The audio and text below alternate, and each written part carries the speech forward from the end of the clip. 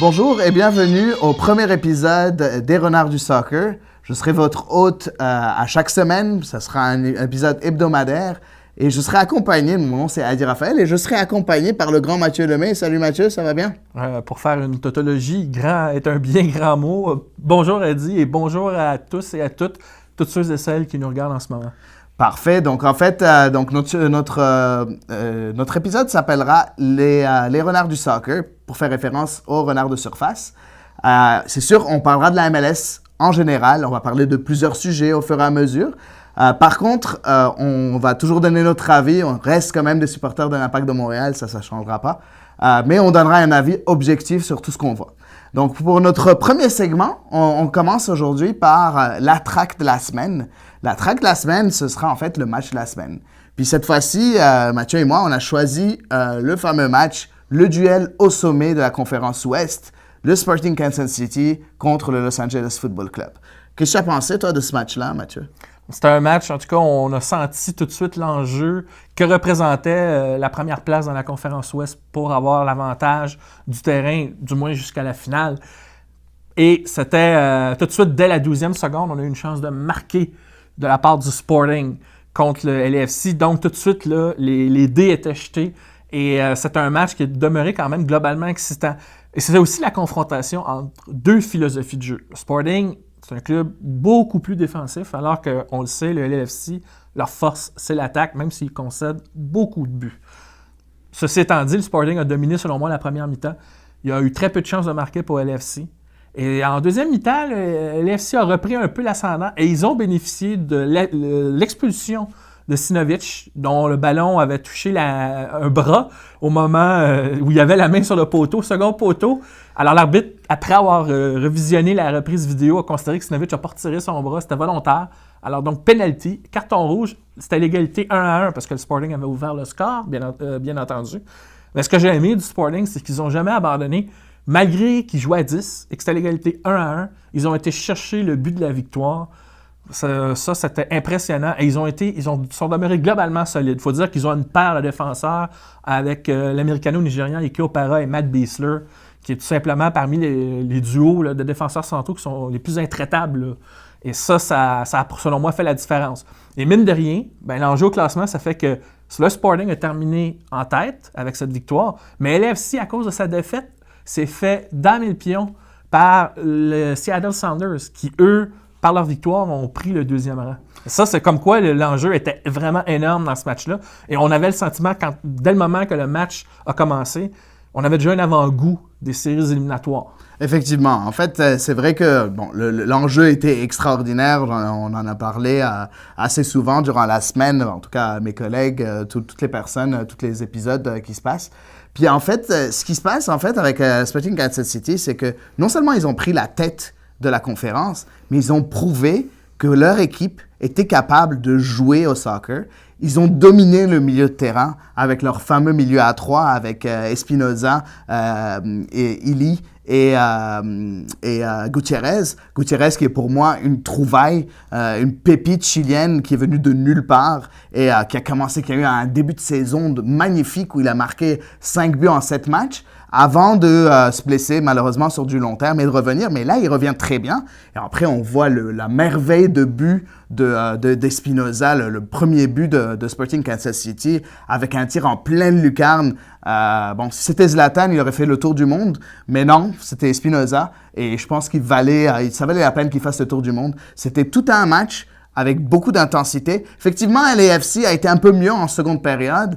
Par contre, j'ai trouvé que LAFC... je le dis assez souvent sur les réseaux sociaux, c'est pour ceux qui me suivent. LAFC, c'est une très bonne équipe. C'est une équipe un peu basée sur le modèle un peu nord-américain, où c'est un peu du showtime, où c'est un peu trop basé sur l'attaque, puis on oublie qu'il faut défendre. On avait Laurent Simon, il y avait beaucoup de problèmes quand Laurent Simon était là. Depuis que Laurent Simon est parti, la défense va un peu mieux. Je dis pas que lui est mauvais, c'est juste que ça allait pas bien avec ce qu'il fallait. Il fallait des défenseurs beaucoup plus défensifs que Laurent Simon qui prend plus de risques.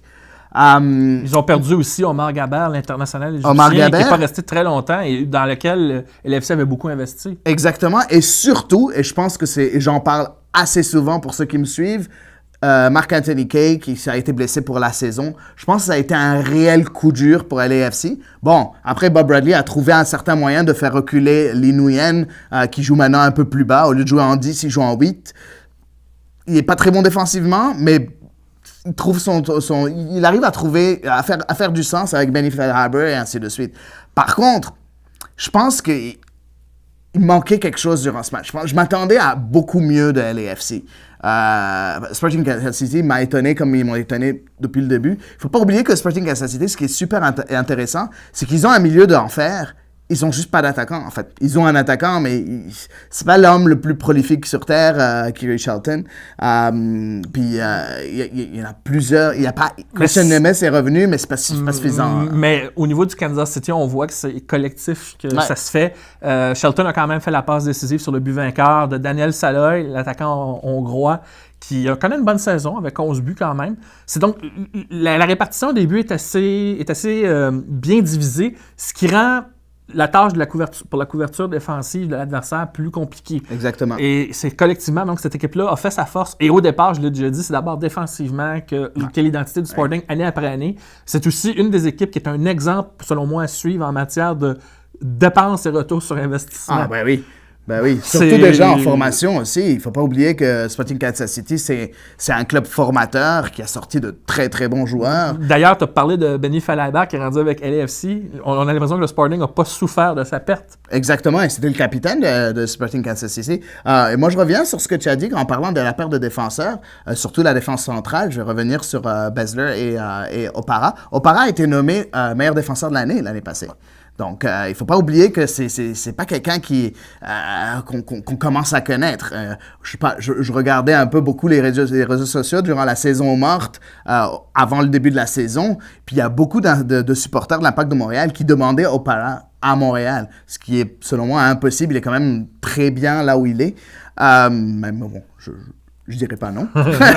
Mais, d'autant plus que c'est un défenseur qui est à la fois capable de jouer physiquement et qui est mobile. Exactement.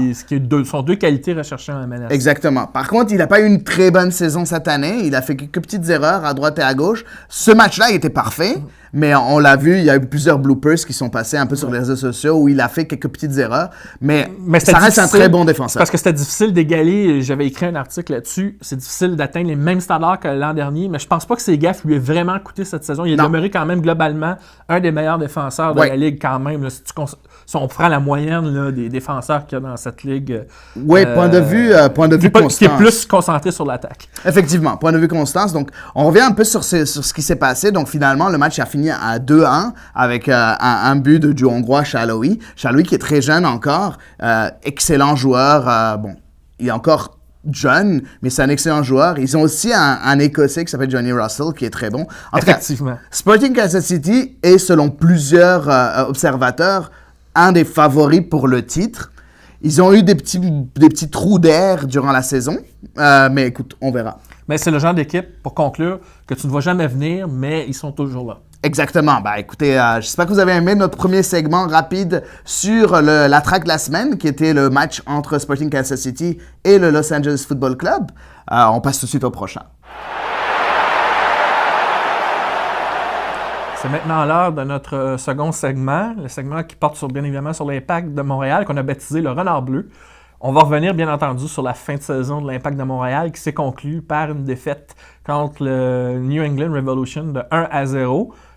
L'Impact perdait ainsi tout espoir d'accéder aux séries éliminatoires par cette défaite. Mais ce dont on va parler, on va faire déjà un premier bilan de cette saison, Adi et moi. Toi, Adi, qu'est-ce que tu as à dire de la saison de l'Impact et la première de Rémi Garde, en fait?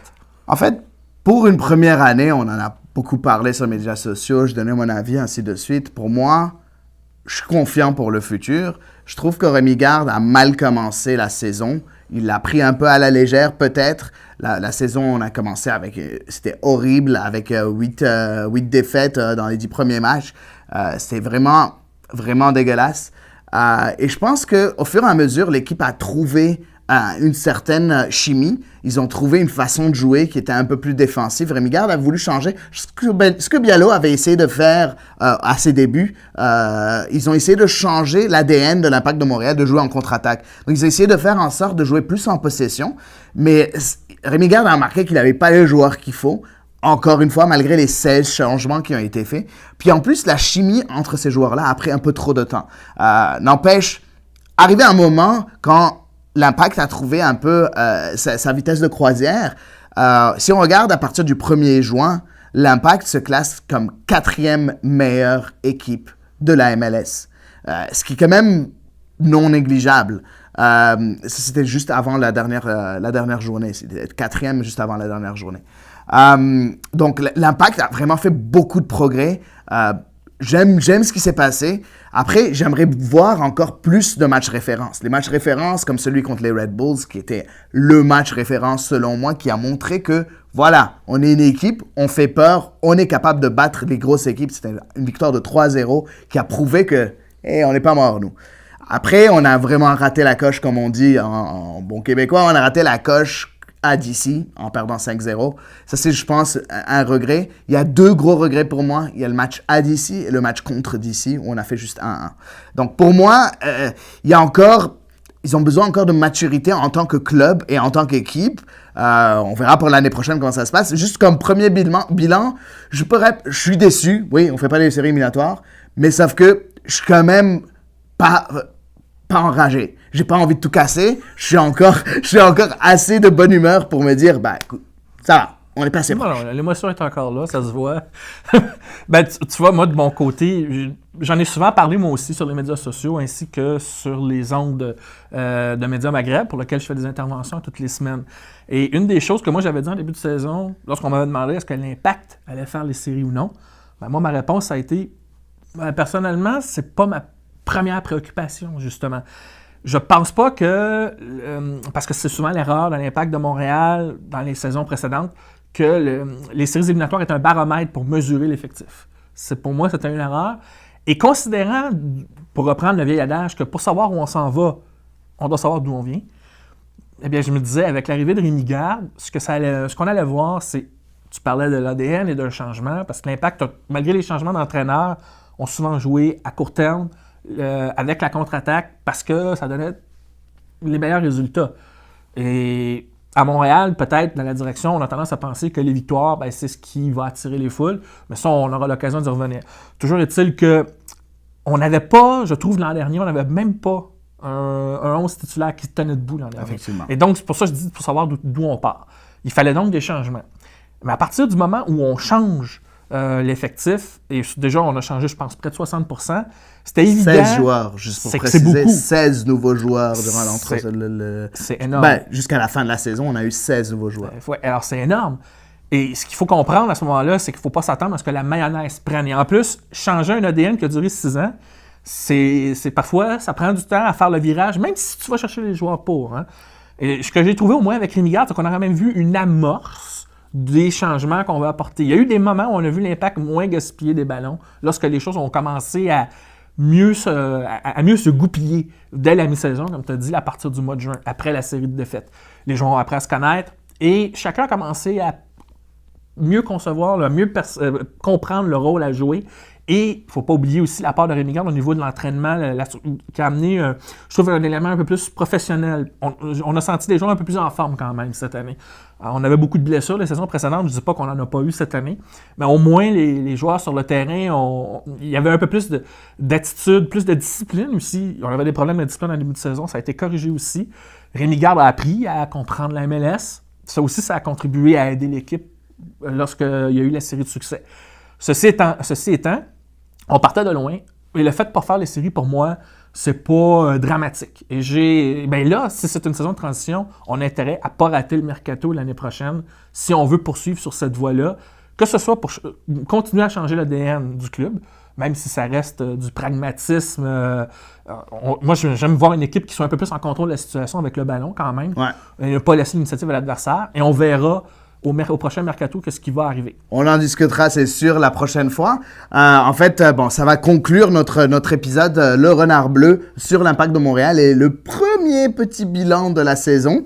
J'espère que vous avez aimé. On vous laisse et on va passer tout de suite au prochain segment.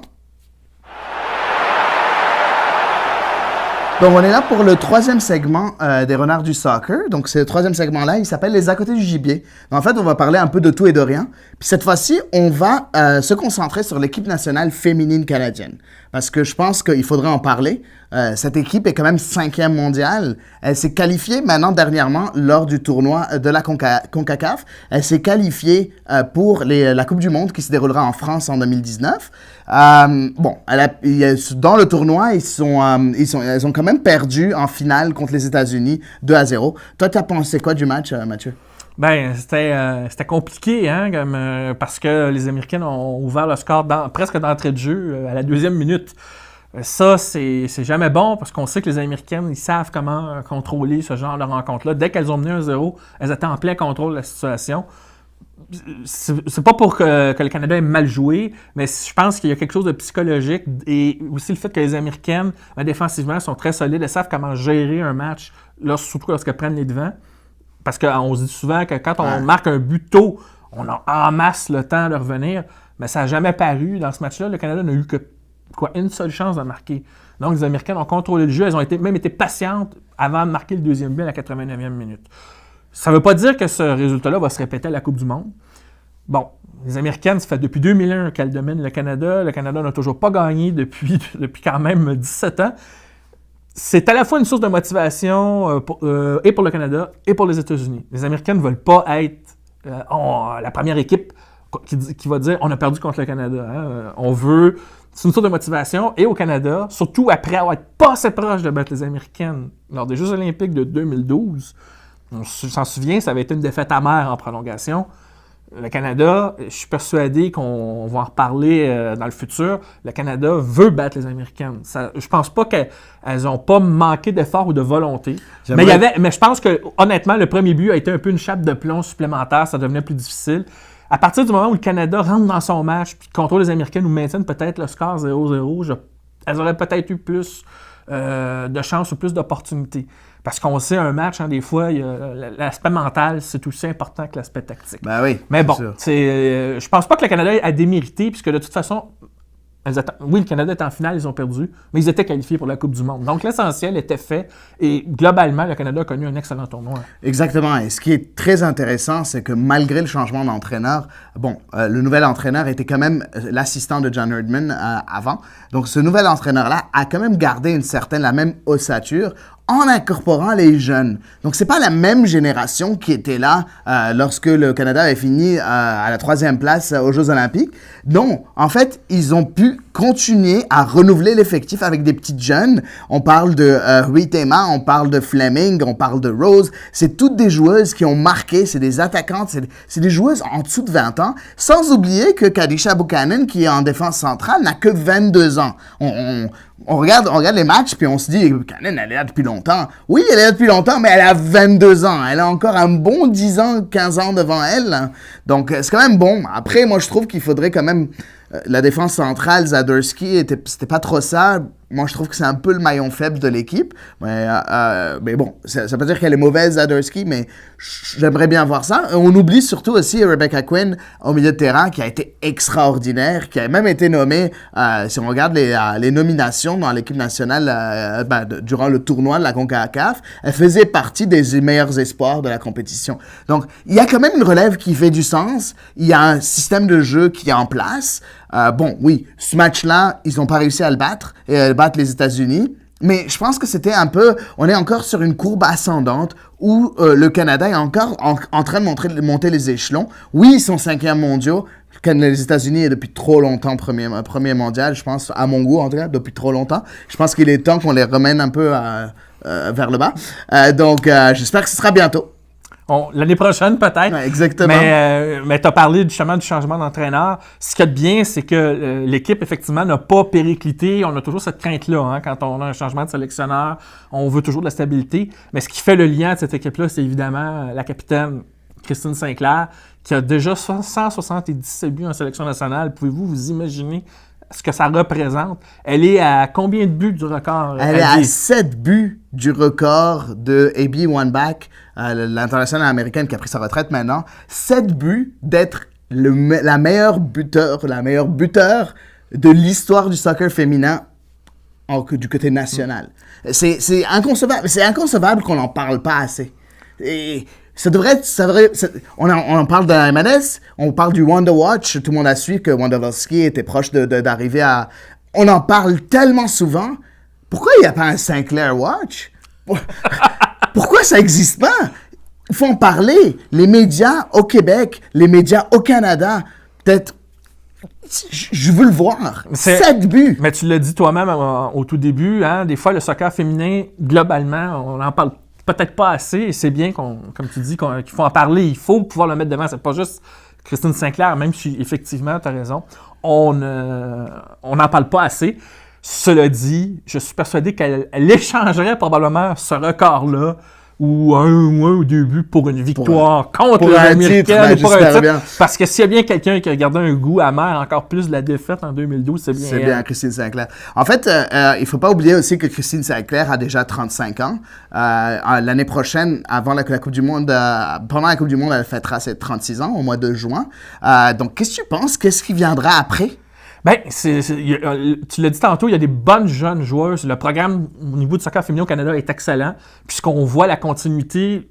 Dès le moment qu'on a remplacé une vétérante, les jeunes qui ont embarqué ont tout de suite su s'intégrer avec l'effectif et à livrer la marchandise. Et ce qu'il y a de bien, c'est qu'on a aussi d'autres joueuses qui ne sont pas dans l'équipe nationale qui peuvent intégrer l'équipe à tout moment. Moi, je pense entre autres à une jeune Québécoise, Evelyne Vien, qui joue en ce moment aux États-Unis et qui enfile les buts depuis quelques mois dans la NCAA aux États-Unis. C'est incroyable.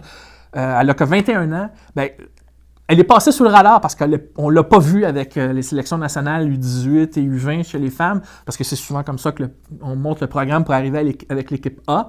Mais je suis persuadé que la fédération garde quand même un œil sur elle et elle pourrait très bien être celle qui, on va dire, au niveau de l'attaque, remplace un jour Christine Sinclair. Elle a du cran. Je pense qu'elle est capable là, d'intégrer l'équipe. Qui sait, elle va peut-être être appelée pour 2019. Elle joue aux États-Unis, elle les connaît bien, les Américaines.